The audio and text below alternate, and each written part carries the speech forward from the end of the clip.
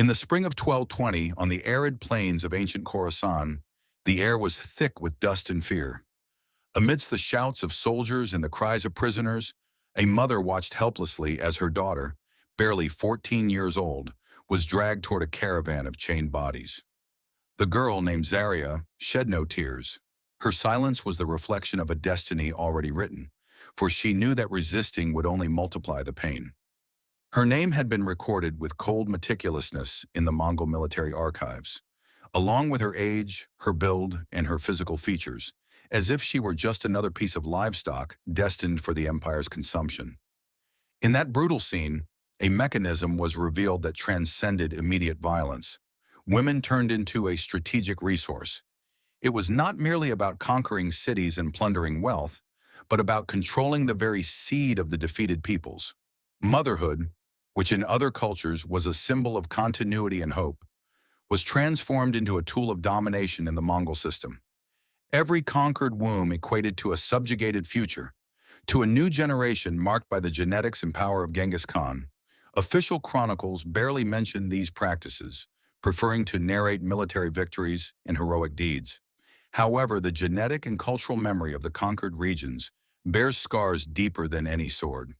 What began with those caravans of female prisoners in the 13th century left a legacy that still resonates in millions of descendants today. The Khan's true project was not limited to toppled walls or plundered kingdoms, but to the forced integration of bodies and bloodlines into an unprecedented architecture of power. Zaria and young women like her were pieces of an invisible, yet relentless imperial machine. While defeated men were executed or enslaved, women were relocated under a logic of systematic reproduction. The objective was not momentary, it was perpetual. The Mongols had understood that physical subjugation could be temporary, but the transmitted gene would be eternal. Hence, every capture was not just an act of brutality, but an act of imperial planning. This bureaucratized horror is hidden between the lines of history, but if we look closely, we understand that Genghis Khan's power did not reside solely in his cavalry armies, but in his ability to transform sexual violence into a political instrument. What is disturbing is not only the magnitude of the rapes, but the way they were converted into statistics, procedures, and manuals of conquest. To understand how a child born in the precariousness of the Mongolian steppes ended up designing a system that would turn motherhood into a weapon of war, we must return to the year 1162, to the womb of a mother named Holon, and to the birth of a small, helpless boy whom the world would come to know as Temujin. There begins the origin of a man who understood, before anyone else, that dominating women equated to dominating the future. Temujin was born into a world where life was reduced to a constant struggle to survive. His tribe, marginalized and weak, lived harassed by more powerful rival clans that plundered mercilessly. When he was barely 9 years old, he lost his father, likely poisoned by enemies. The chief's death left his mother, Hoylun, abandoned with several young children in the middle of the unforgiving steppes. There was no shelter, no allies, only the harsh elements and hunger. The family survived on roots torn from the frozen ground, raw fish pulled from icy rivers, and any scraps that could keep them alive. It was in that childhood of hardship that Temujin learned the first lesson that would shape his worldview. Life was divided between those who took and those who were taken from. There was no justice or mercy, only strength and cunning. That idea was tattooed on his mind with the rawness of experience. The starving boy soon understood that to dominate, one had to snatch what others possessed before it was snatched from him. At the age of 16, Temujin suffered a blow that would mold his understanding of power. His betrothed, Berta, was kidnapped by an enemy tribe. For months he wandered desperately in search of her, listening to rumors that tore at his spirit, that she had been raped, that she had been forced to marry another, that she had even been killed. When he finally managed to rescue her, Berta returned alive, but pregnant. Was the child she carried in her womb his or her captor's? He never knew. And in that uncertainty, a new Temujin was born. Instead of sinking into rage or defeat, he developed a cold and calculated understanding. Women were not just spoils of war, they were the matrices of the future. Every child born to a conquered woman could become a Mongol. Every controlled womb equated to an extension of his power beyond any wall. Berta, with her pregnancy, had shown him a terrifying truth. Bloodlines could be manipulated, and with them, the destiny of entire peoples. That personal trauma was transformed into doctrine. Temujin began to carefully observe what happened after battles. He saw how defeated men committed suicide or were consumed by the pain of humiliation. In contrast, women survived, adapted, and continued to bear children who remembered, generation after generation, who had possessed their mothers. There lay the seed of an empire that did not need eternal occupations. It was enough to appropriate the bodies that guaranteed biological continuity. Thus was born in him a vision that surpassed the ambition of any tribal warlord. Horses and warriors were not enough. The reproduction of conquered peoples had to be controlled. Power did not reside solely in the sword, but in the ability to design the future through blood and motherhood. That was the germ of what, years later, Mongol administrators would call the permanent sowing system. A system that was not the product of philosophy, but of the survival instinct and the brutal coldness of a man who turned his personal wounds into imperial policy. In 1206, when the Mongol tribes proclaimed him Great Khan and the world would come to know him as Genghis Khan, Temujin was no longer simply a warlord of the steppe. He had transformed the pain of his youth into a plan of conquest that combined military violence with demographic control. What his chroniclers would call the permanent sowing system was not a metaphor. It was a military protocol designed with an almost industrial logic. The first great demonstration of this system occurred in 1209 during the campaign against the Tangut. Unlike the barbarian hordes that enemies expected, the Mongols arrived accompanied by scribes, doctors specialized in female anatomy, and administrators with blank scrolls. Even before the siege began, espionage teams had penetrated the cities to compile secret censuses. How many women, of what ages, with what physical features, to what lineages they belonged. Everything was noted, archived, and systematized. When the first city fell, there was no improvisation. The men were executed or enslaved, and the women were classified with surgical precision. From 14 to 30 years old, healthy and fertile, primary breeders. From 31 to 40, with maternal experience, secondary breeders. The rest, young girls, the elderly, or the sick, were eliminated. What was most horrifying was not the brutality of the act, but the coldness with which it was administered, as if dealing with livestock whose sole function was to produce offspring. The caravans of captured women traveled behind the army in specially designed wagons. Mobile cages divided into compartments, newly captured on one side, confirmed pregnant on another, those giving birth in a third, and the unproductive in a fourth destined for gradual disappearance. Mongol doctors applied herbs to accelerate ovulation, specific diets to improve fertility, and even rudimentary surgical procedures to correct reproductive issues. It was the beginning of a macabre science, biology at the service of the empire. The most disturbing aspect of the system was its bureaucracy. Every rape was recorded, every pregnancy documented, every birth classified. Administrators designed a numerical code that they tattooed on the women's wrists, their tribal origin, their reproductive history, their productive value. Thus, names were extinguished and human identities were replaced by statistics. Many tried to resist by carving scars into their skin or whispering their true names to their children before being separated, but the machinery kept turning, indifferent to the pain. Looking at it from our era, it seems like the dark echo of practices that would be repeated centuries later in other settings. The Nazi censuses that preceded the extermination camps, the deportation lists in modern dictatorships, the way a bureaucratic apparatus can turn horror into a simple administrative procedure. Genghis Khan had understood before anyone else that the most effective violence was not that of the axe, but that of the pen that registered every womb as a unit of conquest. In this combination of fierce cavalry and cold administration lay the essence of his dark genius. The system not only destroyed peoples from the outside, it transformed them from the inside, appropriating their biological future.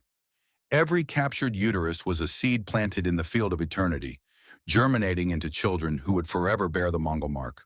The caravans of women became the permanent shadow of the Mongol armies. They advanced like mobile cities of horror, perfectly organized to fulfill a single function, producing children. The wagons were not simple means of transport. They were designed with compartments that separated the newly captured from the pregnant, those giving birth from those who had been declared unproductive. Within that macabre architecture, women were treated as breeding stock subjected to technical maintenance. Mongol doctors had developed techniques to maximize fertility rates.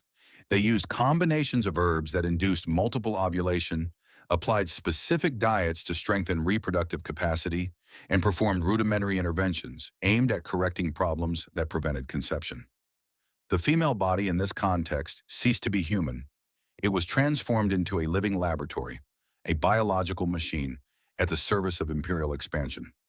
The most disturbing part was not the physical pain, but the erasure of identity. On the day of capture, women lost their names. They became numbers tattooed on their wrists, administrative records indicating age, tribal origin, reproductive history, and productive value. Some tried to whisper their true names to their children before being separated. Others carved scars into themselves so as not to forget who they had been. But the system left no room for individual memory. Bureaucracy devoured humanity with the same efficiency with which it devoured territories. In less than a generation, those women had become ghosts of themselves, specters who breathed but whose history had been uprooted. Motherhood, which in almost all cultures had been a symbol of continuity and hope, was transformed into an imperial function, a cog in a machinery of domination. Violence was disguised as an administrative procedure, rape became a statistic, childbirth a mere numerical data point. If we compare this system with the practices of social control in later eras, the resemblance is chilling. In the 20th century, totalitarian regimes registered millions of people on lists, tattooed numbers on their arms, and turned identities into file cards. The logic was the same. When a human being is reduced to a number, they lose their essence and become manipulable. Genghis Khan did not invent brutality, but he was a pioneer in the bureaucratization of evil. And while chroniclers glorified military victories, what happened in those caravans remained in the shadows, invisible to official history. However, the echoes of those silent songs, of the names whispered in the dark, survived in the cultural memory of the peoples. Zarya and the thousands like her were not only victims, they were witnesses to how identity could be snatched away, and how, even amidst the horror, there remained a desperate attempt to preserve memory. In 1211, when Genghis Khan launched his campaign against the Jin Empire in China, the system had already reached a terrifying degree of perfection. It was no longer just an improvised tactic on the battlefield. It was a consolidated doctrine. In cities like Zhongdu, records speak of more than 40,000 women of reproductive age captured. By 1213, the figure had risen to over 100,000, distributed in caravans that stretched for hundreds of kilometers behind the main army. What had previously been isolated kidnapping became the industrial processing of human bodies. Each caravan was a cog in the imperial machinery: initial capture, classification, acclimatization, a euphemism for systematic rape, pregnancy, childbirth, and reassignment. The babies born of the system were examined coldly. If they had sufficiently Mongol features, they were separated from their mothers and raised as Mongols. If they did not meet the physical standards, they were eliminated without delay.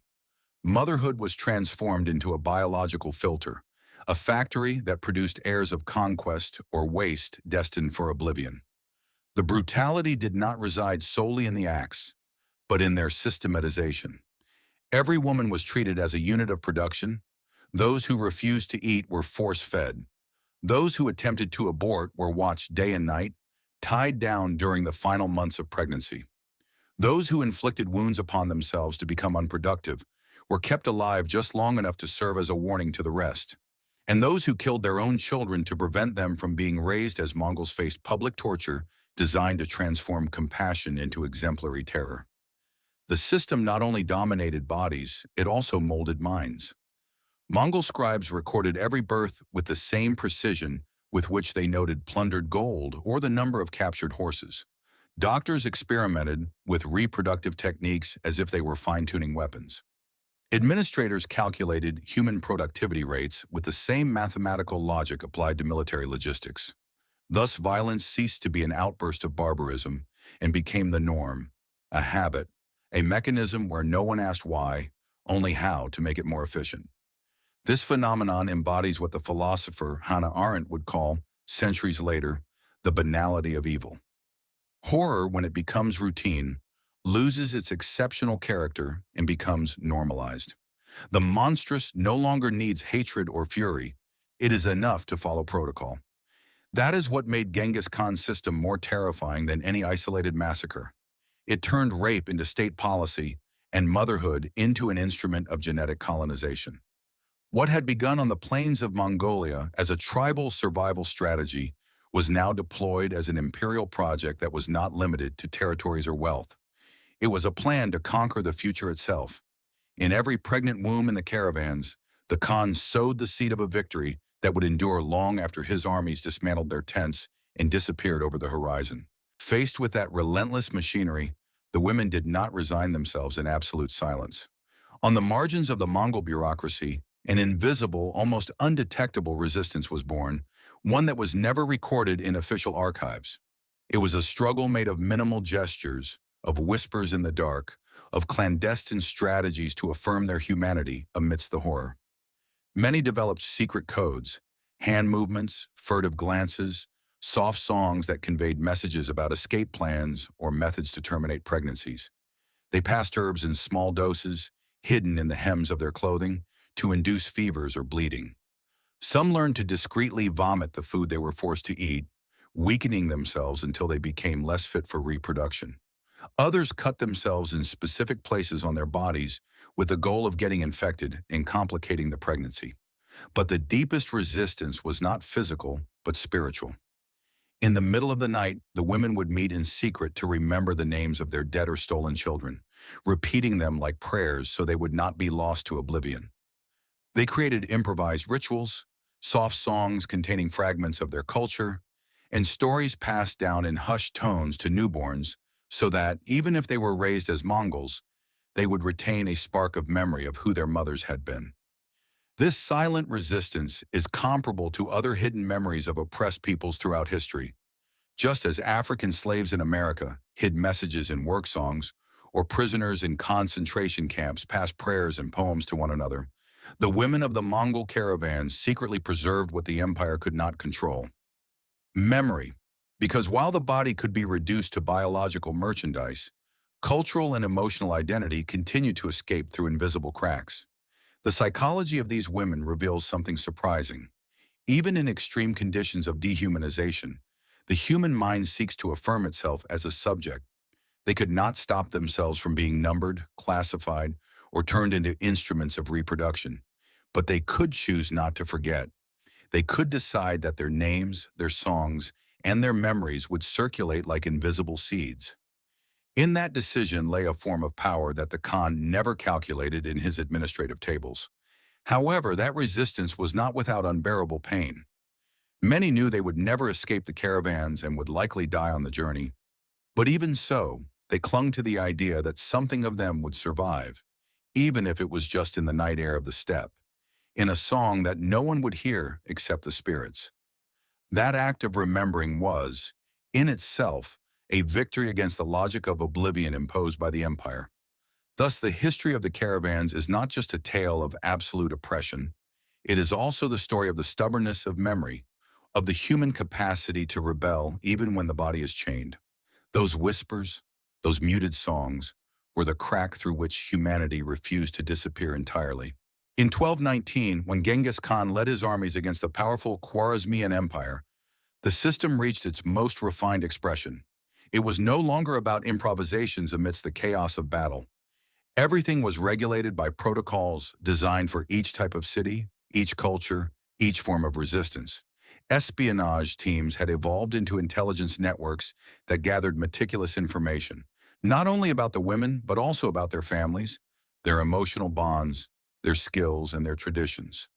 Everything was used to psychologically manipulate and ensure submission.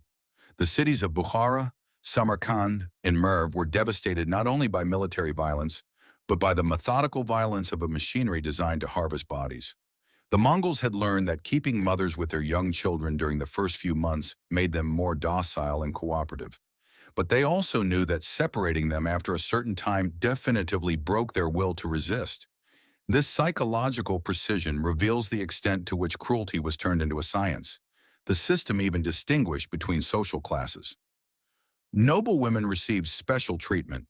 They were given to high-ranking officers and housed in more comfortable tents, not out of compassion, but because the Mongols had observed that children born of noble lineages presented physical and cultural traits that were more easily integrated into the Mongol aristocracy.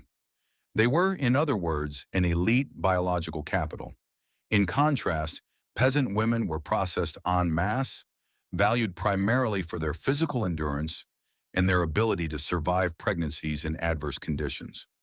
Mongol doctors applied herbs that induced multiple ovulation, increasing the chances of twins or triplets. They also perfected specific diets that reduced the risk of complications during childbirth. Everything responded to a single logic, maximizing the productivity of every captured womb. This segmentation reveals an unsettling aspect. The system was not only brutal, but deeply hierarchical. Women were classified not as people, but as resources of varying quality, depending on their origin, status, or genetic potential. It was a pyramid of dehumanization that reflected, at its base, the Khan's ideology. Everything could be controlled, even the essence of life. Modern anthropology invites us to think about how power has always sought to appropriate bodies. What Genghis Khan accomplished on an imperial scale anticipates mechanisms that centuries later would be seen in colonizations, where the goal was to whiten populations, or in 20th century eugenics projects that aimed to perfect races through the manipulation of reproduction. In each case, the woman's womb was turned into a silent battlefield, where a war was waged that did not end with the fall of a city, but was perpetuated across entire generations. In Khwarezm, the horror reached an unprecedented scale. Thousands of women were separated from their families with industrial precision, as if they were parts in a factory destined to shape the genetic future of Eurasia. There, amidst cities reduced to ashes, Genghis Khan's system revealed its full dimension, a project that sought not just immediate obedience, but definitive biological colonization. By the year 1220, the system had grown to a scale that defied all human comprehension. Persian and Chinese chronicles speak of caravans of women that stretched for days of marching, aligned with the precision of an army on the move. These were not improvisations. They were mobile cities designed with specialized infrastructure, hospital tents for childbirth, prison wagons for different stages of pregnancy, storehouses of herbs and supplements to maintain fertility, and even wagons designated for the bodies of those who died in the process. The internal organization of these caravans was almost identical to that of a military apparatus. There were specific divisions: initial capture, classification, early pregnancy, advanced pregnancy, childbirth, postpartum, and reassignment. Each division had its own administrators, doctors, and guards. It was a system that reduced human life to a perfectly managed productive cycle. The brutality was hidden beneath a veneer of efficiency. The Khan's true dark genius lay not only in conquering territories, but in understanding that genes were more enduring than any wall. Rape might be an ephemeral act, but genetic inheritance remained. Every child born of the system carried the Mongol mark in their blood, a legacy that could not be erased by rebellions or the rebuilding of cities. Thus, biology became a field of conquest more permanent than war itself. Modern genetic studies confirm the magnitude of this diabolical vision. Approximately 16 million men in the world today descend directly from Genghis Khan or his immediate lineage. That means 1 in every 200 living males carries on his Y chromosome the imprint of that industrial system of forced reproduction.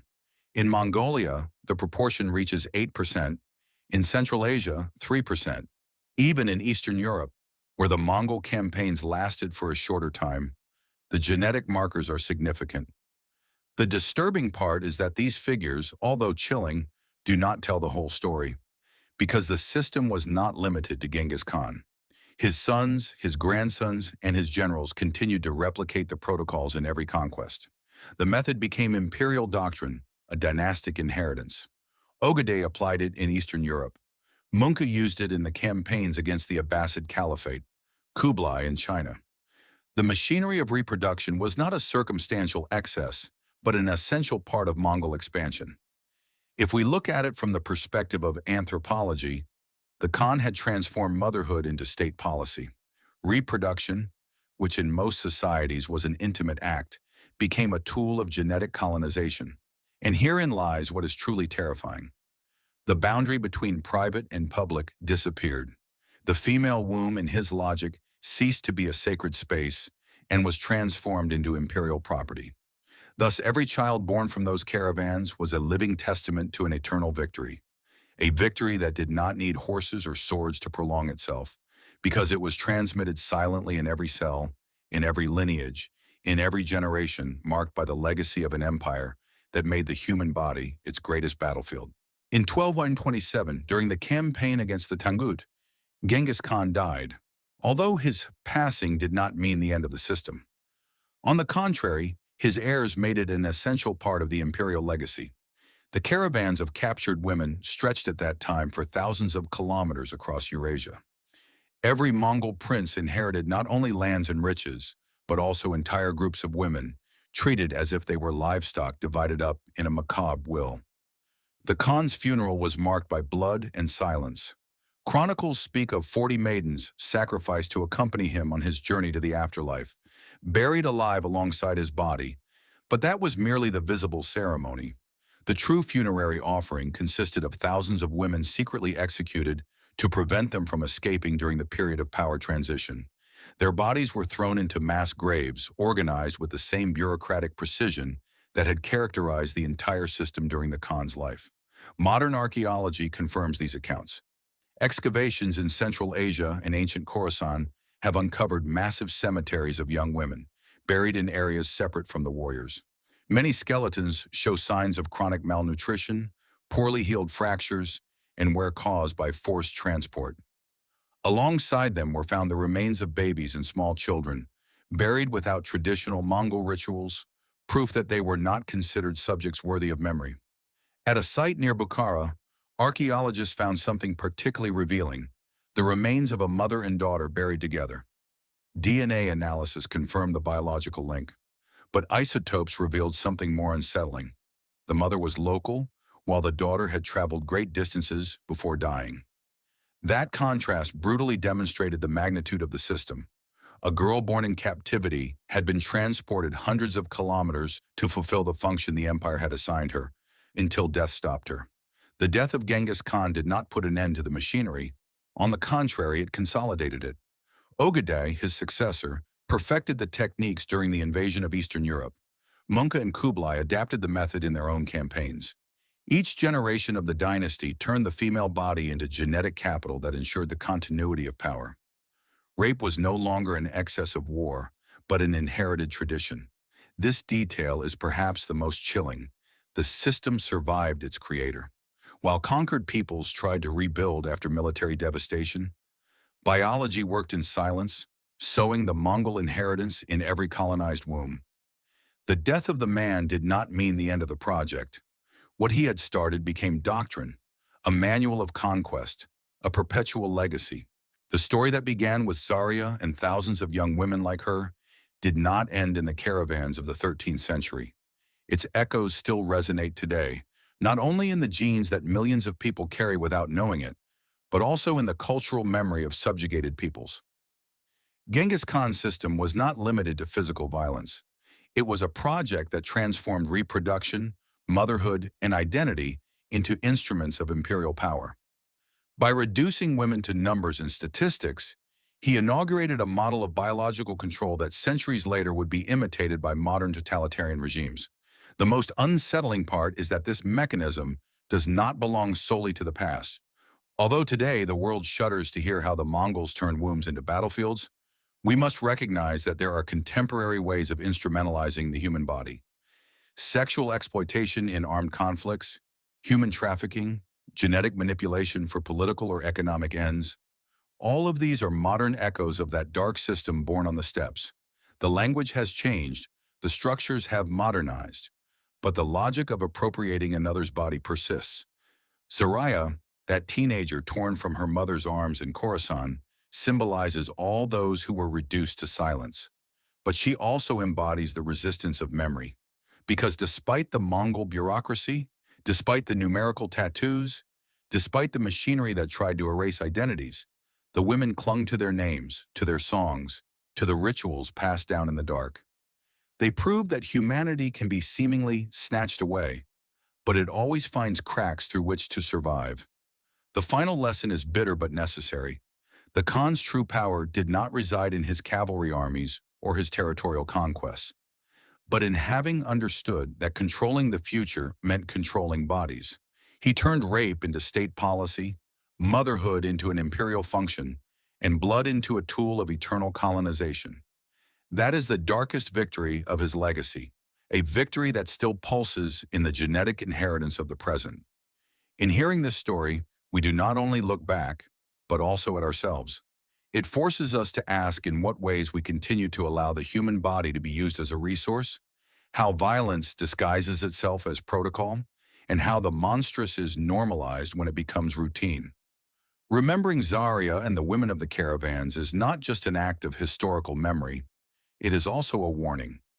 Because the past does not disappear, it changes its face, adopts new forms, but always waits for a crack to return.